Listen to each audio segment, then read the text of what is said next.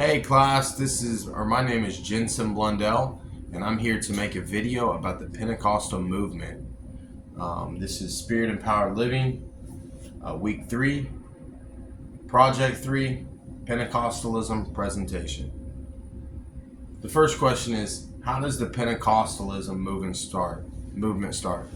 Well, the Pentecostal movement started in 1906 by a pastor named William J. Seymour.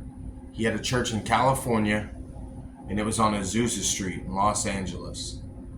This pastor would spend hours on end in his prayer room, in his prayer closet, constantly praying and petitioning to God, asking for an act and a movement of God in his church. As he spent time with the Lord, he would show up at his congregation, and the Holy Spirit would just manifest.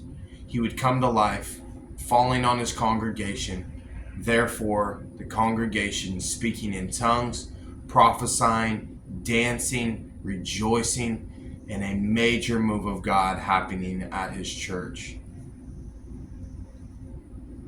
How did it grow? Well, the Pentecostal movement grew by the works of the baptism of the Holy Spirit. When God decides to move, there's nothing that's going to stop that. As more and more people heard about this, and they thought, well, we want to experience this in our church, and the move of God happened on their church, and they experienced the baptism of the Holy Spirit and experienced and see the Holy Spirit manifest, it just grew from country to country and moved on from there. Explain in which way the history of the Pentecostal movement affected you and why.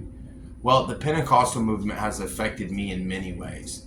First, I am all Holy Spirit driven, Holy Spirit motivated, and Holy Spirit led. So if there's no works of the Holy Spirit in my fruit and in my labor, then it's all out of my own self-will. The Holy Spirit has inspired me, has driven me, and motivated me to become the best preacher and the best man and father I can possibly be, the best coworker and best friend. Explain if you believe or not that every Christian should live the Pentecostal way.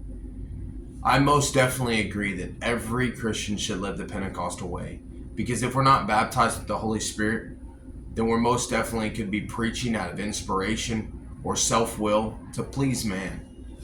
Now, we need the Holy Spirit in every circumstance to guide our every step, to tell us whether to go right or left, or to tell us whether to pursue something or not.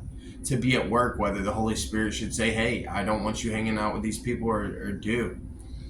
We most definitely need to live the Pentecostal way and live by the Spirit and walk by the Spirit. Last question. Share one fact that you believe everyone should know about Pentecostalism. The last fact is to know about Pentecostalism is that the move of God and the Holy Spirit is real. So real. I encourage you to pray and ask, Holy Spirit, I want to see your work. I want to see you manifest. I want to see you show up.